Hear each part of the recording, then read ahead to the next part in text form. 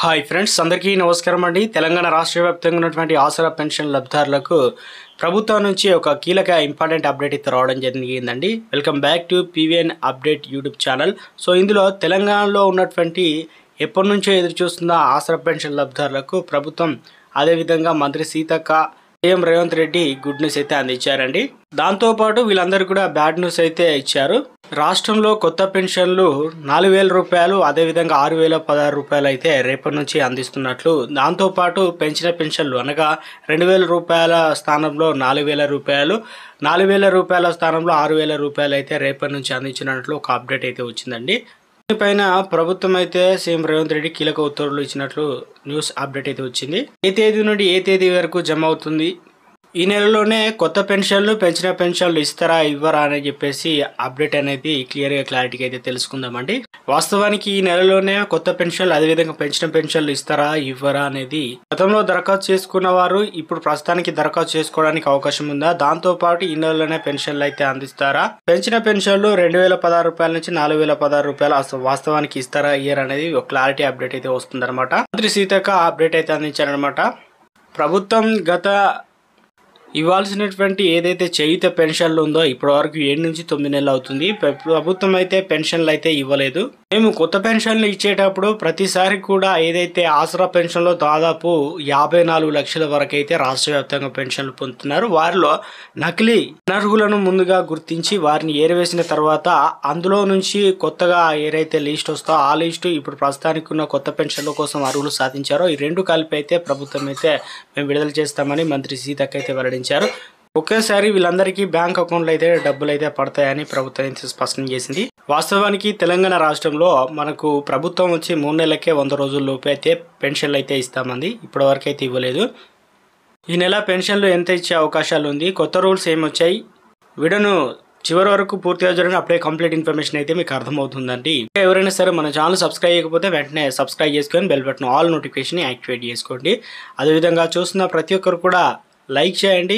ఇప్పుడే వాస్తవానికి ఆగస్టు నెల, సెప్టెంబర్ నెల అయితే వచ్చింది. ఇప్పుడు ప్రస్తుతానికైతే 2 నెలలు, దాంతోపాటు ఏ నెలలు కొత్త పెన్షన్లకు సంబంధించి, అదేవిధంగా పెన్షన్ల డబ్బులు అయితే మనం అయితే ప్రభుత్వం అయితే ఇవ్వాల్సి అయితే ఉంది. ఇవన్నీ కూడా బాకీ పడ్డారనమాట.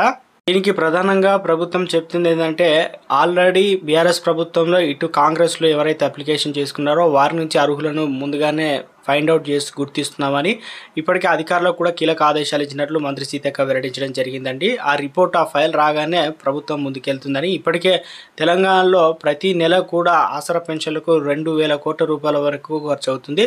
ఈసారి ఆ బడ్జెట్లో అయితే నిధులు కేటాయించడం తక్కువ ఉంది. అయినప్పటికీ కూడా ఇక ప్రపంచ బ్యాంకు, అదేవిధంగా ఏదైతే బాండ్ల రూపంలో మరోసారి డబ్బులను అయితే సమకూర్చుకుంటుందట. సో మొత్తానికి ఈ నెలలోనే పూర్తి స్థాయిలో కూడా పెన్షన్లకు సంబంధించి ఏదైతే 2 లక్షల వరకు ఉన్న మాఫీ చేసాం. మరి పెన్షన్లు అవ్వ తాత ఇక మొత్తానికి అయితే ప్రతి నెల 1వ తారీఖు నుంచి దాదాపు 10 తారీఖు లోపే ఇవ్వాలని కోరుకుంటున్నారు. కానీ ప్రభుత్వం అయితే నెల చివరి వరకు అయితే ఇస్తుంది. ఆసరా పెన్షన్లు తీసుకునేటువంటి లబ్ధిదారులను పట్టించుకోవడం లేదని ప్రభుత్వం పైన వ్యతిరేకత ఏర్పడింది. ఈ తరుణంలో గుర్తించిన ప్రభుత్వం ఎట్టకేలకు కొన్ని రోజుల క్రితమే తెలంగాణలో, ఇటు ఆంధ్రప్రదేశ్లో భారీ వర్షాలు కురిశాయి. ఈ తరుణంలోనే ఏదైతే పంట నష్టం దాంతోపాటు వీటిపైన ఎక్కువగా ఫోకస్ చేసింది. తర్వాత రైతు రుణాలపైన ప్రభుత్వం ఎక్కువగా దృష్టి పెట్టింది. వచ్చిన నిధులని కూడా అటే ఖర్చు పెట్టమని చెప్పేసి చెప్తుందన్నమాట. దీనివల్ల కొత్త పెన్షన్లు పక్కన పెట్టి, పెంచిన పెన్షన్లు కూడా పక్కన పెట్టి అటైతే నిధులు ఇచ్చారనమాట. తెలంగాణ రాష్ట్రంలో ప్రస్తుతం ఉన్నటువంటి కార్లను అయితే తొలగించి వాటి ప్లేస్ లో కొత్తగా స్మార్ట్ కార్డులు అయితే ఇవ్వాలని ప్రభుత్వం అయితే నిర్ణయించింది. ఇందులో ప్రధానంగా మనం చూసుకోవచ్చు అండి, ఇప్పటికే ఏదైతే మన దగ్గర ఉన్నటువంటి పాత రేషన్ కార్డు ఉందో వాటి ప్లేస్ లో అయితే కొత్తగా స్మార్ట్ కార్డు అయితే తీసుకురాబోతుంది. అది కూడా మనకు వచ్చే నెల నుంచి దరఖాస్తులు చేసుకోవాలి. దాంతో పాటు ఎంత మేరకు అర్హులు ఉన్నారు, ఏంది, వివిధ రాష్ట్రాల్లో అధ్యయనం చేసి ఆదాయ పరిమితి ఏ రకంగా ఉంది, కొత్త రేషన్ కార్డులు ఇచ్చేటప్పుడు ఎవరికైతే దీన్ని ఫైండ్ అవుట్ చేసి గుర్తించి దాని ద్వారా అయితే ఎవరున్నారు.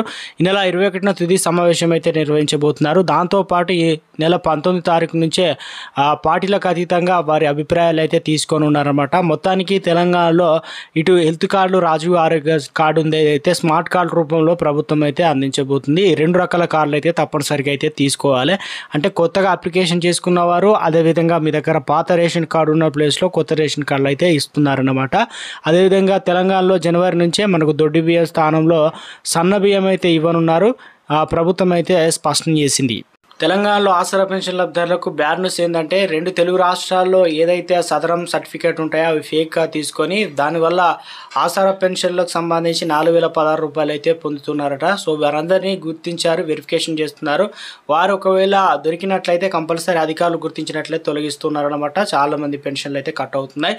ఇక మరొకటి, తెలంగాణలో ఇప్పటికే కొత్త పెన్షన్లకు సంబంధించి ప్రభుత్వం అయితే దీనిపైన కసరత్తు చేస్తుంది, త్వరలోనే అందరికీ కూడా అందించడానికి.